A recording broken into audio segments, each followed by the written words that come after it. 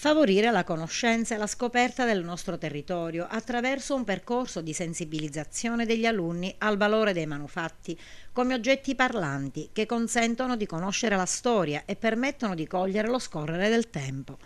Un viaggio nel passato che ha appassionato circa 60 alunni del primo circolo didattico Giovanni Lauricella di Agrigento, diretto da Anna Cassaro e finalizzato alla conoscenza, tutela, conservazione, valorizzazione e fruizione del patrimonio culturale siciliano, sia materiale che immateriale, come aspetto necessario del sistema educativo e formativo globale.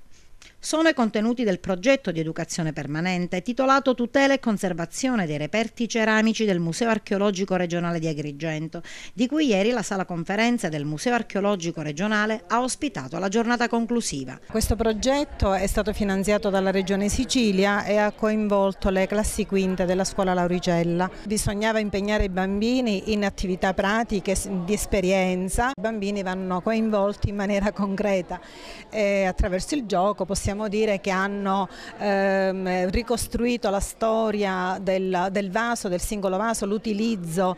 Un percorso didattico ben articolato che ha stimolato l'interesse degli alunni verso i reperti antichi, permettendo loro di comprenderne l'uso, la fruizione e le tecniche di produzione. Nel corso dei laboratori gli alunni hanno inoltre osservato dalle mani esperte dei ceramisti la nascita di un vaso e hanno poi sperimentato direttamente le tecniche di produzione e decorazione, dando libero sfogo alla loro fantasia. Abbiamo proposto ai bambini di diventare ceramografi e ceramisti.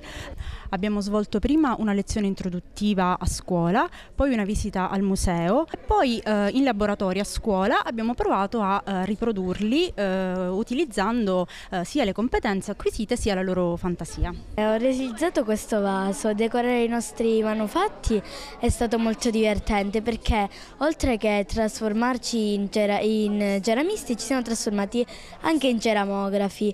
Abbiamo dato sfogo alla nostra fantasia e alla nostra creatività.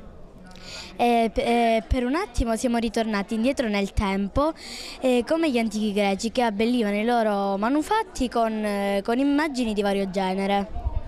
Di tutto il progetto mi è piaciuto di più quando ci siamo ritrovati ad essere restauratori, ad unire tutti i pezzettini di carta e a dare ad essi la giusta collocazione. È stata una cosa molto appassionante e chissà se da grande non farò questo lavoro. Il progetto, realizzato in collaborazione con il responsabile del servizio museale, la dottoressa Gabriella Costantino, e dall'architetto Francesco Vecchio, ha posto in risalto il notevole rapporto che ha instaurato il museo con il territorio ed in particolare con le scuole. Il museo deve essere un luogo, secondo me, un punto di riferimento per tutti i cittadini, un momento di confronto e di incontri anche fra ragazzi, fra studenti, e quindi attraverso la lettura delle opere di chi ha fatto la storia della nostra città possono trovare il riscatto per una storia migliore.